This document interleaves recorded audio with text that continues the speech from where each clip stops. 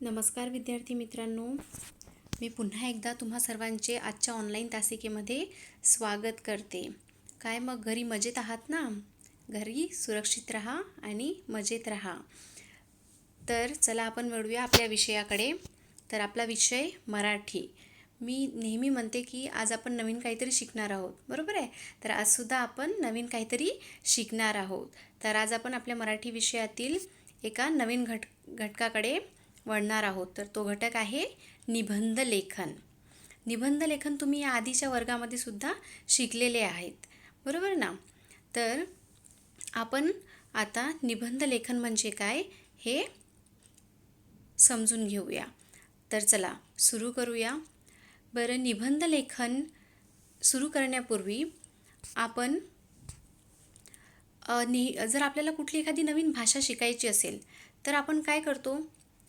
त्या भाषेची कौशल्य आपल्याला आधी शिकावी लागतात, बरोबर आहे? कुठली एखादी नवीन भाषा आपल्याला शिकायची असेल तर त्या भाषेची जी कौशल्य आहे ती आपल्याला डेव्हलप करावी लागतात. तर ती कौशल्य कोणती आहे?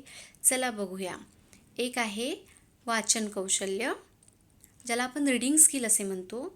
दुसरं आहे श्रवण कौशल्य, ज्याला आपण लिसनिंग स्किल असे म्हणतो. तिसरं आहे भाषण कौशल्य, ज्याला आपण स्पीकिंग स्किल असे म्हणतो. चौथं आहे लेखन कौशल्य, ज्याला आपण रायटिंग स्किल असे म्हणतो. तर आजचा आपला हा जो निबंध आहे हा एक काय आहे? लेखन कौशल्य, रायटिंग स्किल आहे. तर चला सुरू करूया. आपला आजचा टॉपिक निबंध लेखन. तर आधी समजून घेऊया निबंध म्हणजे काय. तर बघा, निबंध हा जो शब्द तयार झालेला आहे हा शब्द 2 शब्द मिळून तयार झालेला आहे. तर बघा, निबंधाची ही जी फोड केलेली आहे, निबंध हा जो शब्द आहे हा 2 शब्दांनी मिळून बनलेला आहे. तो असा नि अधिक बंध, बरोबर आहे? निबंध असा याचा अर्थ आहे. तर निबंधाचा अर्थ काय आहे? बांधणे, गुंफणे किंवा जुळविणे. तर हा झाला निबंध या शब्दाचा अर्थ. तर बघा, काय बघितलं आपण? निबंध म्हणजे काय? बांधणे, गुंफणे, जुळविणे. आता बांधणी म्हणजे काय? निबंधामध्ये नेमकी आपण कशाची बांधणी करतो? तर निबंध म्हणजे काय? यामध्ये आपण काय करतो? निबंधामध्ये आपले भावना, आपले जे विचार या गोष्टी एकत्र करून आपल्या विचारांची जी बांधणी करतो त्याला काय म्हणतो आपण? निबंध असे म्हणतो. तर बघा, तुम्हाला जर उदाहरण द्यायचं झालं तर आपण उदाहरण घेऊया. तुम्ही बाजारामध्ये फुलांच्या माळा बघितल्या असेल, बरोबर आहे? काही मोत्यांच्या माळा बघितल्या असेल. तर ह्या ज्या माळा आहेत तर ह्या माळा तयार करताना आपल्याला काही बेसिक वस्तू लागतात, बरोबर आहे? ही माळ तशीच तयार होत नाही. तर माळ तयार करण्यासाठी आपल्याला काय करावं लागतं? आपल्याला बाजारात उपलब्ध असलेले अनेक प्रकारचे आपल्याला आवश्यक असलेले रंगीबेरंगी आकाराचे मोती आपण निवडतो, बरोबर आहे? नंतर काय करतो? ते मोती नुसतंच निवडत नाही, तर त्याला काय करतो? एखाद्या धागेमध्ये त्याला गुंफतो. धागेच्या सहाय्याने त्याला आपण एकत्रित बांधतो, बरोबर आहे? तर एकत्रित बांधल्यानंतर त्यापासून काय होते? त्यापासून अशा प्रकारची माळ तयार होते. दिसते का तुम्हाला? बघा, वेगवेगळ्या प्रकारचे मोती एकत्रित करून त्याची काय तयार केलेली आहे? त्याची माळ तयार केलेली आहे. तर त्याचप्रमाणे निबंध लेखन करताना आपण जो विषय निवडतो त्या विषयाला अनुसरून अशा आपल्या मनातील विचारांची आपण काय करतो? निवड करतो. आणि आपल्या मनातील हे जे विचार आहे ते जर आपल्याला प्रत्यक्षात उतरायचे असेल तर ते कशाच्या सहाय्याने आपण उतरवू शकतो? तर ते विचार आपण पेन किंवा लेखणी आणि कागद यांच्या सहाय्याने ते आपण प्रत्यक्षात उतरवत असतो. ज्याप्रमाणे मोत्यांचा हार आणखी सुशोभित करण्यासाठी, आणखी अट्रॅक्टिव्ह करण्यासाठी आपण काय करतो? आपण एकाच प्रकारचे नाही तर वेगवेगळ्या प्रकारचे, वेगवेगळ्या रंगाचे मोती आपण निवडतो. तर त्याचप्रमाणे निबंधासाठी सुद्धा जर तुम्हाला निबंध आणखी डेकोरेटिव्ह करायचा असेल, आणखी सुशोभित करायचा असेल तर आपल्याला काय करावं लागतात? आपल्या मनातील जे हे विचार आहे या विचारांना एकदम सुसंगतपणे काय करावं लागतात? ते आपल्या मनातील विचार उतरवावे लागतात. तर बघा, निबंध म्हणजे काय?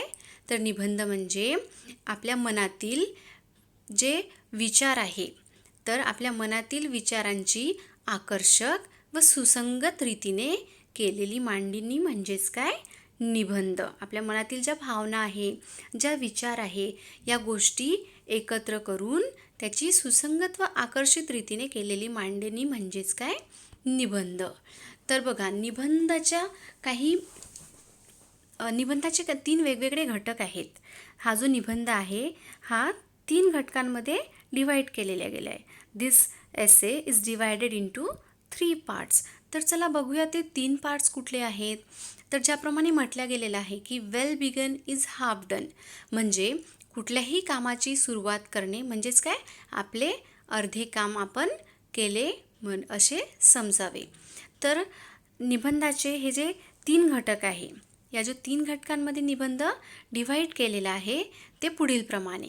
ते आहे, पहिला आहे आकर्षक सुरुवात. तर बघा, जेव्हा आपण निबंध लिहितो, तर निबंधाची आपल्याला काय करायची आहे? एका प्रकारे आकर्षक सुरुवात करायची आहे. तर मग सुरुवात करताना आपण त्यामध्ये काय टाकू शकतो? आपण त्यामध्ये कविता लिहू शकतो, काही थॉट्स, सुविचार, काही चांगले सुविचार, काही वाक्यप्रचार आपण त्यामध्ये टाकू शकतो. तर अशा प्रकारे आपण निबंधाची सुरुवात जी आहे ती करू शकतो. तर दुसरा जो घटक आहे त्यामधला तो आहे गाभा, ज्याला काय म्हणू शकतो? ज्याला म्हणतात centre idea. Okay, centre idea of the essay. निबंधाची एक सेंटर आयडिया आहे, ज्याला आपण मध्यभाग असं सुद्धा म्हणू शकतो.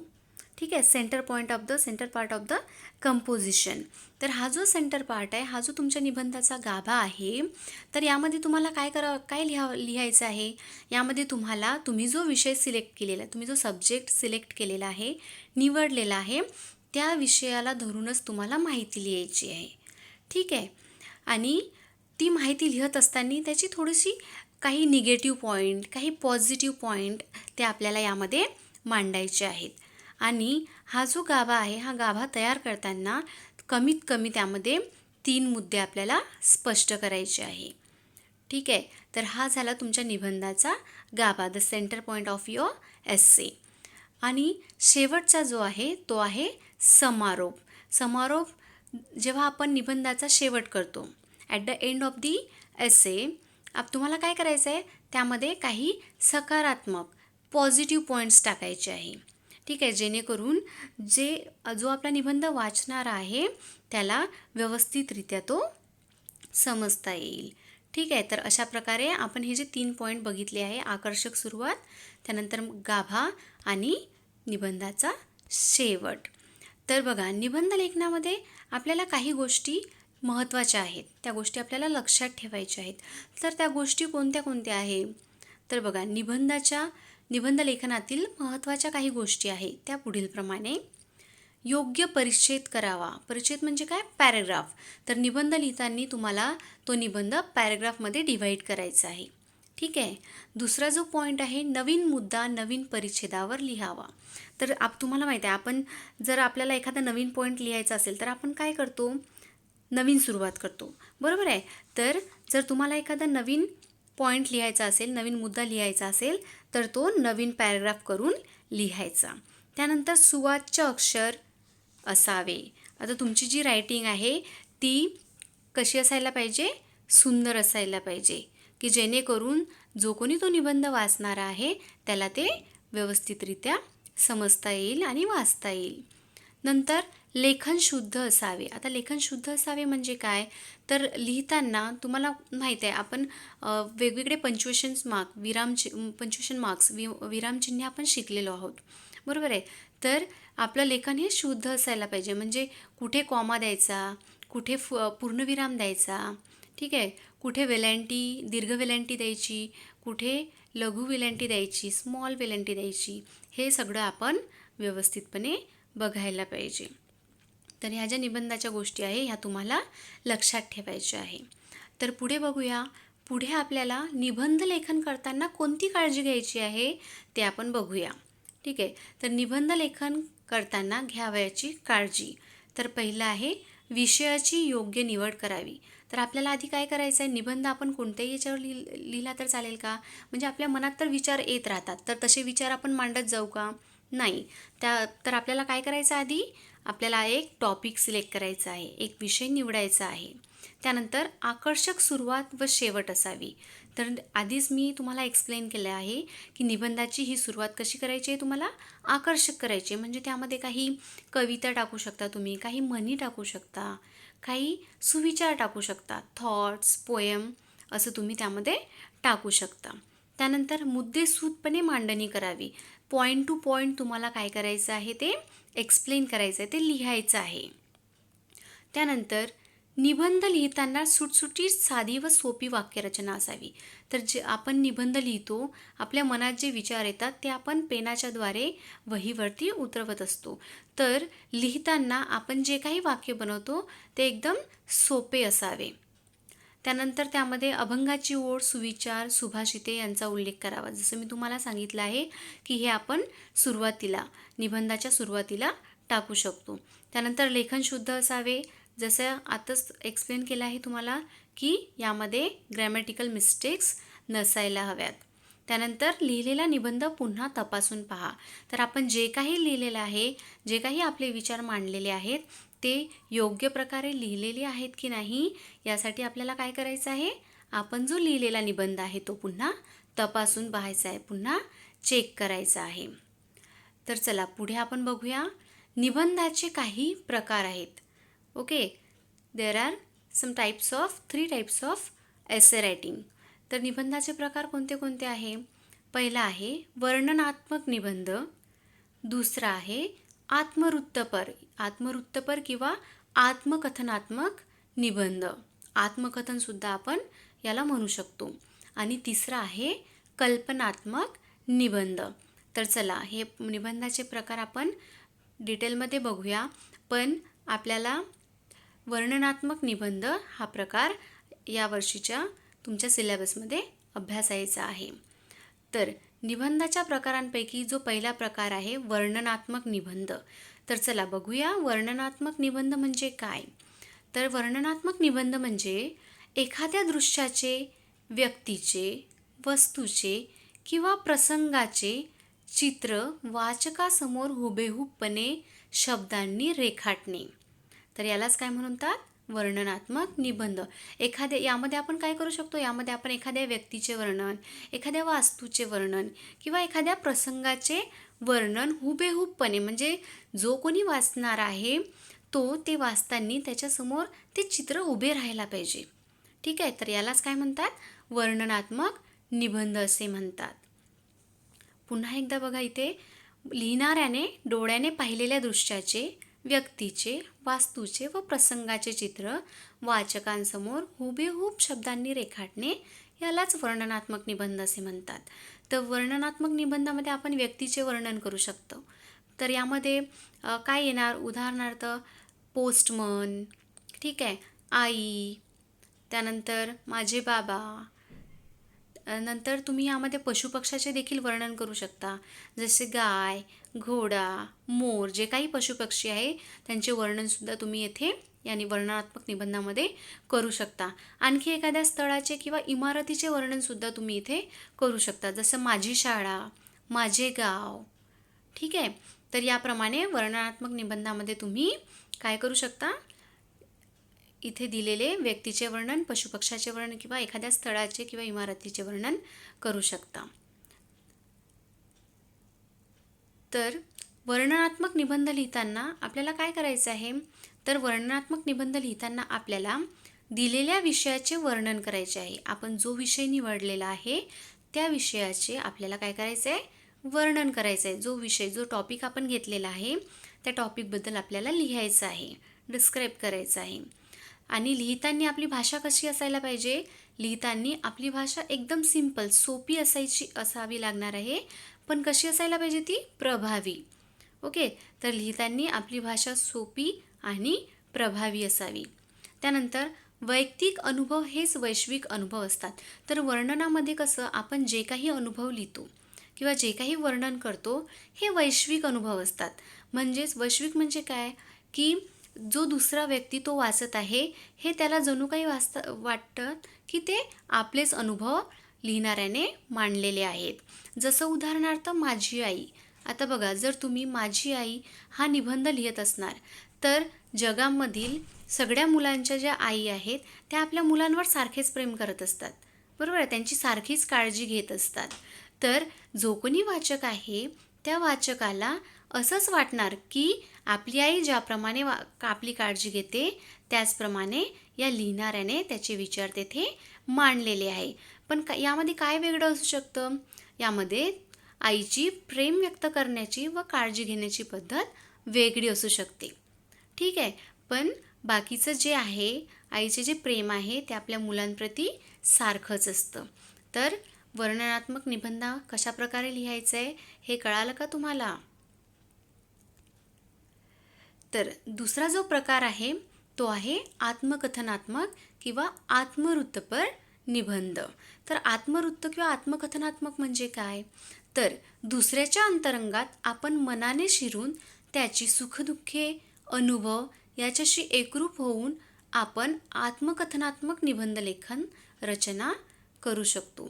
तर जणू उदाहरणार्थ यामध्ये तुम्ही फळाचे आत्मवृत्त, ठीक आहे, दुसऱ्याच्या अंतरंगात म्हणजे जणू काही आपणच जो समोरचा व्यक्ती आहे त्याची सुखदुःखे, त्याचा अनुभव जणू काही हे आपलेच आहे असं समजून आपल्याला तो निबंध लिहायचा आहे. तर आपण ज्या विषयाचे आत्मवृत्त लिहितो ते आपण स्वतः आहोत अशी कल्पना करायची आपल्याला, आणि दिलेल्या विषयातील घटक हे जणू काही आपल्याशी बोलत आहे असं समजून आपल्याला आत्मवृत्तपर निबंध लिहायचा आहे. जसे यामध्ये मग तुम्ही काय काय लिहू शकता? एका फुलाचे आत्मवृत्त, एखाद्या किल्ल्याचे आत्मवृत्त. तर या प्रकारे विषय घेऊन तुम्ही आत्मवृत्तपर निबंध लिहू शकता. तिसरा जो आहे तो आहे कल्पनात्मक निबंध. तर कल्पनात्मक यामध्ये तुम्हाला इमॅजिन करायचं आहे. तर जी गोष्ट प्रत्यक्षात घडत नाही ती कल्पनेने प्राप्त करून मनुष्य त्यात रमण्याचा प्रयत्न करतो. यालाच कल्पनात्मक निबंध लेखन असे म्हणतात. तर बघा, आपल्याला काय करायचं आहे? इमॅजिन करायचं आहे यामध्ये. म्हणजे जी गोष्ट आपल्याला मिळू शकत नाही किंवा जी गोष्ट आपल्यासोबत होत नाही त्या गोष्टीची आपल्याला कल्पना करायची आहे आणि त्या कल्पनेतून आपल्याला तो निबंध उतरवायचा आहे. तर कल्पनात्मक निबंधामध्ये आपण कोणत्या प्रकारचे निबंध लिहू शकतो? उदाहरणार्थ इथे मी दिले आहे तुम्हाला, मला पंख असते तर, जर सूर्य उगवलाच नाही तर, ठीक आहे, मी पंतप्रधान झालो तर. अशा प्रकारचे निबंध तुम्ही कल्पनात्मक निबंधामध्ये लिहू शकता. तर हे होते आपण बघितलेले निबंधाचे प्रकार. तर चला, जसं मी म्हटलं आहे तुम्हाला, यावर्षी आपल्याला वर्णनात्मक निबंध आपल्या सिलेबसमध्ये अभ्यासायचा आहे. तर इथे मी एक निबंध तुम्हाला दिलेला आहे. हा आहे वर्णनात्मक निबंध माझी आई. तर बघा, माझी आई, जसं मी सांगितलेलं आहे की जगातील प्रत्येक व्यक्तीच्या आई सारख्याच आहे. त्या आपल्या मुलांची सारखीच काळजी घेतात, बरोबर आहे, त्यांना सारखंच प्रेम देतात. तर हा निबंध लिहिताना जो वाचक आहे त्या वाचकाला असा भास होईल की हा निबंध ज्यांनी लिहिलेला आहे त्यांनी आपलेच अनुभव तेथे मांडलेले आहेत. तर चला बघूया मग. तर बघा, आईला मराठी भाषेत माता, जननी, माऊली अशी अनेक नावे आहेत. प्रत्येक नावातून आईचे प्रेम दिसून येते. आईमुळे आपल्या जीवनाला वळण लागते. आपल्या सर्वांच्याच आयुष्यात आईचे महत्त्वपूर्ण असे स्थान असते व त्याबद्दल शब्दात सांगणे कठीण आहे. तिच्या संस्कारामुळेच आपण घडतो. माझी आईसुद्धा मला घडविण्यात दिवस रात्र कष्ट घेत असते. ती रोज सकाळी लवकर उठते, देवपूजा करते, स्वयंपाक करते व माझा अभ्यासही घेते. घरातील प्रत्येक व्यक्तीला काय हवं नको याकडे तिचे लक्ष असते. मी कधी आजारी पडले तर ती रात्रभर जागते व माझी काळजी घेते. माझी आई मला काय चांगले व काय वाईट याबद्दलही सांगत असते. मी कधी रुसले तर गोड बोलून ती मला हसवते. मी स्वतःला भाग्यवान समजते की देवाने मला एवढी प्रेमळ आई दिली आहे. तर कळाला का हा निबंध तुम्हाला? यामध्ये आईचे वर्णन सुंदर प्रकारे केलेले आहे. तर असेच वर्णनात्मक निबंध तुम्हाला सुद्धा लिहायचं आहे. तर आजच्या या टॉपिकमध्ये आपण निबंध म्हणजे काय, निबंधाचे प्रकार, निबंध लिहिताना कोणती काळजी घ्यायची आहे, निबंध कसा लिहायचा आहे, ह्या गोष्टी आपण शिकलेलो आहोत. तर पुढील भागामध्ये आपण पुढचा निबंध जो आहे, निबंधाचा जो प्रकार आहे तो शिकूया. धन्यवाद.